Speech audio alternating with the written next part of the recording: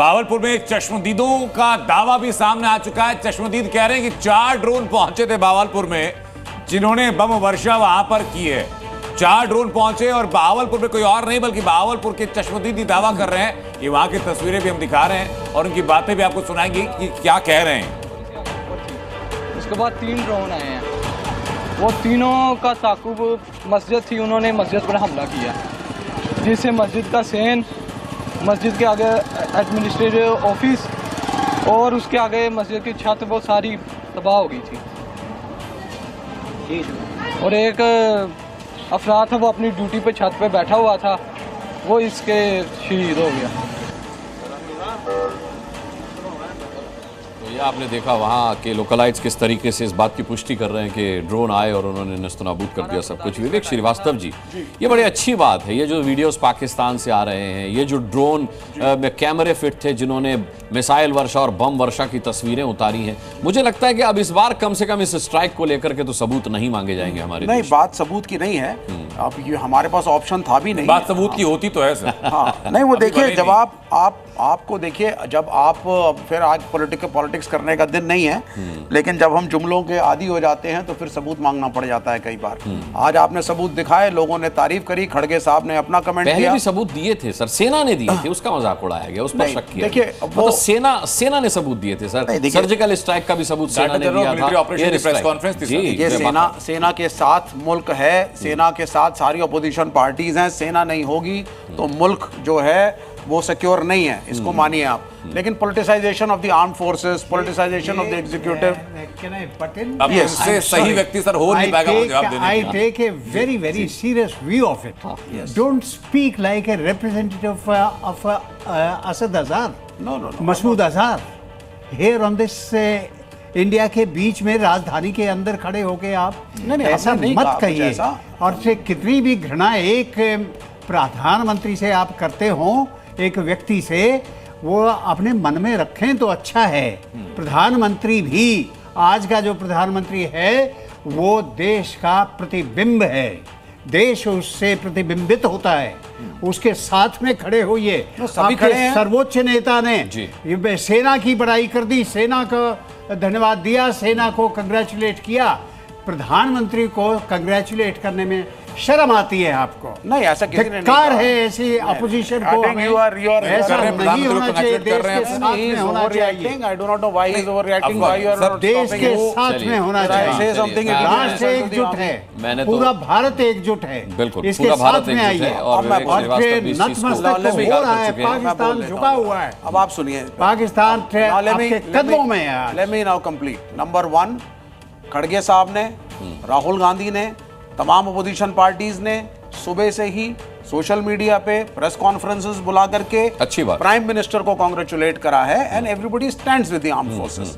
लेकिन इनका सवाल कुछ अलग था तो वो जवाब अलग था। ठीक है, अशरफ फारूक वानी, लेकिन इसके आगे आप कैसे कंट्रोल करेंगे इस रोग स्टेट को, that is a very debatable point. ठीक है, कंट्रोल क्या करना है सर, वो ऑलरेडी कंट्रोल में। मैंने इसीलिए कहा कि युद्ध का पैटर्न चेंज हो गया है, हमने उसको हर मोर्चे पर शिकस्त दे दी है। देखिए, ट्रेड के मौके पर शिकस्त दी है, इकोनॉमी के मौके पर हमने उसको शिकस्त दी है, हमने उसको पानी के मौके पर शिकस्त दी है, हमने उसको आतंकवादियों की कमर तोड़ने के मौके पर शिकस्त दी है। इसके अलावा उसके अंदर जो कॉन्फ्लिक्ट चल रहा है वहाँ तख्ता पलट के चांसेस है। खैबर पख्तूनख्वा बांग्लादेश बन चुका है, आप जानते ही हैं विवेक श्रीवास्तव जी। वो ठीक है, ये सब भारत की वजह से ही हो रहा है। वहाँ के जो लोग हैं वो भारत के साथ हैं, पीओके के लोग भारत के साथ हैं, खैबर पख्तूनख्वा में जो लोग हैं वो भारत के साथ हैं, वो भारत की हुकूमत का उदाहरण पेश करते हैं। पाकिस्तान की हुकूमत का जब चर्चा करते हैं तो चर्चा उस पर चल रही थी, आप जुमलेबाजी को ले आए, इसलिए शायद खरब साहब को बुरा लगा। बहरहाल फारूक वानी का रुख करते हैं, कुपवाड़ा में इस वक्त मौजूद हैं। फारूक वानी, क्या अपडेट है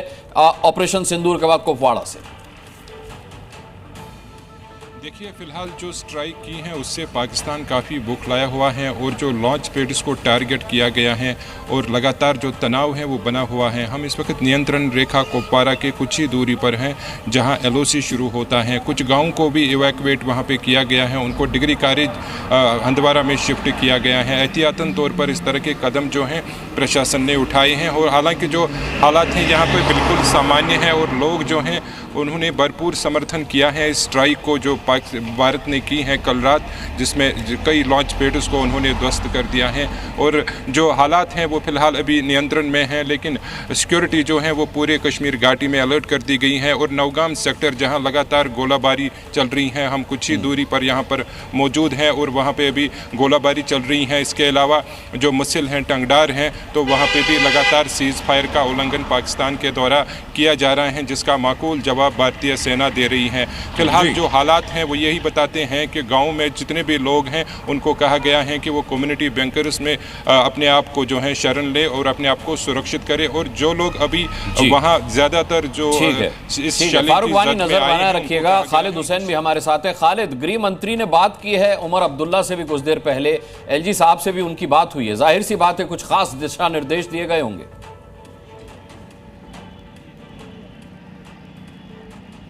बिल्कुल, मैं आपको बता दूं, ये जो हमला हुआ है, जैसे मैंने कहा, ये इसको प्लान किया गया था। पहले एक एक्सरसाइज हुई जिसमें स्ट्राइक की गई, लेकिन उसके बैकअप में सारी चीज़ें पहले जो है तैयार रखी गई थी। उसी को लेकर आज एलजी, मनोज सिन्हा, गृह मंत्री उमर अब्दुल्ला के बीच बात हुई, दिशा निर्देश दिए गए और सबसे महत्वपूर्ण चीज़ उनको बताई गई कि एक तो रिटायलेट कैसे होना है, कैसे जो वापस जवाब देना है, मुंह तोड़ जवाब, और साथ ही साथ जो आम नागरिक है वो उसको नुकसान ना हो, उसको किस तरह बचाना है। क्योंकि पाकिस्तान जिस तरह से लगातार फायरिंग कर रहा है, आरपीजी दाग रहा है, आर्टिलरी फायर कर रहा है और साथ ही साथ स्मॉल आर्म फायर कर रहा है, टारगेट बना रहा है, जो निशाने बना रहा है, जो वो है सिविलियन बस्तियाँ। तो कहीं ना कहीं उसको देखते हुए सारे प्रिकॉशंस उठाए गए और गृहमंत्री ने ये सुनिश्चित किया कि जो आम कश्मीरी है उसको इसकी आंच नहीं आनी चाहिए। क्योंकि इस हमले के बाद जिस तरह से कश्मीर, खालिद, आज जम्मू कश्मीर के अंदर एक सर्वदलीय बैठक भी हुई जिसको की कॉल किया था मुख्यमंत्री उमर अब्दुल्ला ने। उस बैठक में क्या रहा?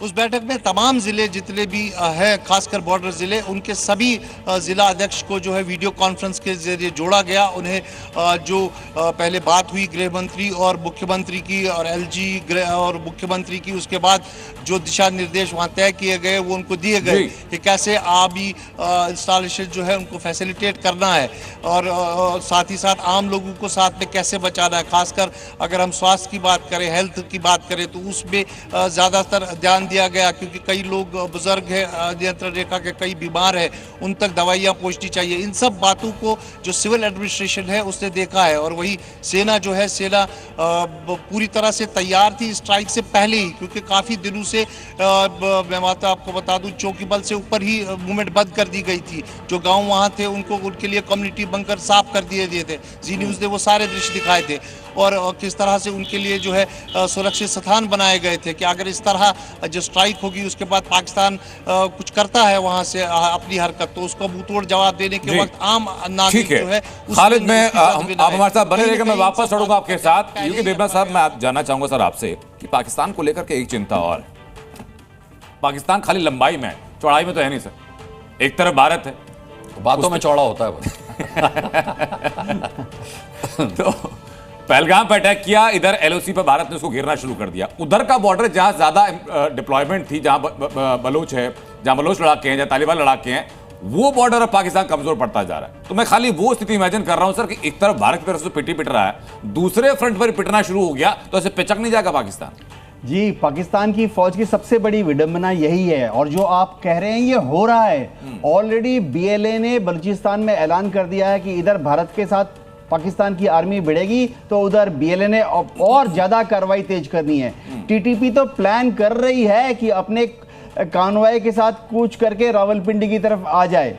तो पाकिस्तान के जनरल्स को समझ नहीं आ रहा कि पूरब में भारत को समझाएं या पीठ पीछे बीएलए और टीटीपी को समझाएं।